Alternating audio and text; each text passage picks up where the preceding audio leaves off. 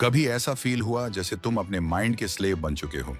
जैसे गुस्सा तुम्हारे हाथ से कंट्रोल छीन लेता है, जैसे ओवर थिंकिंग रात भर तुम्हें सोने नहीं देती, और इमोशंस हर बार सही मूव से ठीक पहले तुम्हारा गेम खराब कर देते हैं।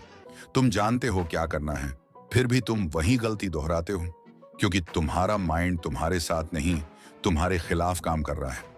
और फिर स्क्रीन पर आता है एक फिक्शनल कैरेक्टर, अयानो कोजी, जिसका चेहरा शांत है लेकिन दिमाग खतरनाक, जिसके इमोशंस इतने कंट्रोल में हैं कि सामने वाला उसे पढ़ ही नहीं पाता। सबसे डरावनी बात यह है कि उसका कंट्रोल कोई मैजिक नहीं है, वो कोई चुना हुआ इंसान नहीं है। वो बस वो कर रहा है जो तुम नहीं कर रहे, अपने दिमाग को कंट्रोल। लेकिन एक वार्निंग है, अगर तुम ये पूरा नहीं सुनते तो पूरी जिंदगी तुम अपने ही इमोशंस के रिमोट से कंट्रोल होते रहोगे। अयानो कोजी कभी पैनिक नहीं करता, क्योंकि उसने एक बात समझ ली है, जो इंसान अपने इमोशंस दिखा देता है वो गेम हार चुका होता है। रियल लाइफ में जब तुम तुरंत रिएक्ट करते हो, तुम्हारा गुस्सा, तुम्हारा फियर, तुम्हारी कमजोरी सामने वाले के हाथ में चली जाती है। पोकर फेस का मतलब ये नहीं कि तुम कुछ फील नहीं करते, मतलब ये है कि तुम सब कुछ फील करते हो लेकिन कुछ भी दिखाते नहीं। जिस दिन तुमने इमोशंस छुपाना सीख लिया, उस दिन तुम गेम के अंदर नहीं, गेम के ऊपर खड़े हो जाओगे। अयानो कोजी का माइंड कोई नॉर्मल टूल नहीं है, वो एक वेपन है, और हर वेपन को शार्प करने के लिए प्रैक्टिस चाहिए। रियल लाइफ में तुम अपने माइंड को 3 एक्सरसाइज से खतरनाक बना सकते हो। पहली रोज 30 मिनट बिना फोन, बिना नॉइज खुद के साथ बैठो। शुरुआत में दिमाग चिल्लाएगा, पुरानी यादें, डर, नेगेटिव थॉट्स सब बाहर आएंगे। यही टेस्ट है, जो यहां रुक गया वो हमेशा स्लेव रहेगा। दूसरी, इमोशनल जर्नलिंग। रोज लिखो, आज किसने मुझे ट्रिगर किया, कौन सा इमोशन हावी हुआ, मैंने क्या महसूस किया।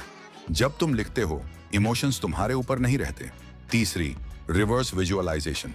सुबह सोचो, अगर आज सब कुछ गलत चला गया तो मैं क्या करूंगा। अयानो कोजी सक्सेस के लिए नहीं, वर्स्ट केस के लिए तैयार रहता है।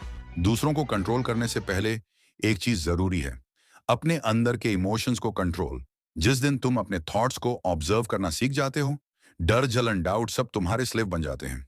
जब भी नेगेटिव थॉट आए, खुद से पूछो, क्या ये यूजफुल है? अगर नहीं तो डिलीट करो। रोज 100 थॉट्स डिलीट करो। कुछ ही दिनों में तुम्हारा माइंड शार्प हो जाएगा।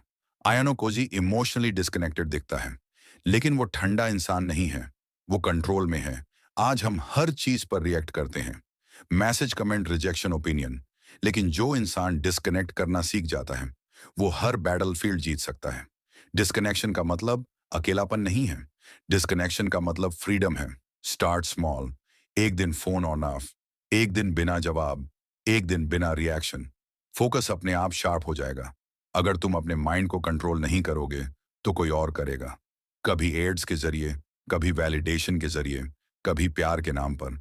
तुम्हारा दिमाग एक बैटलफील्ड है, और रोज कोई ना कोई उसे जीतने की कोशिश कर रहा है। अयानो कोजी डेंजरस इसलिए नहीं है क्योंकि वो स्ट्रांग है, वो डेंजरस है क्योंकि उसका माइंड उसके कंट्रोल में है। अब तुम्हें चुनना है, कंट्रोलर या पपेट।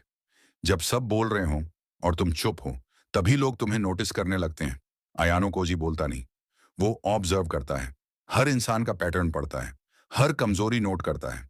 साइलेंस कमजोरी नहीं है, ये साइकोलॉजिकल एज है।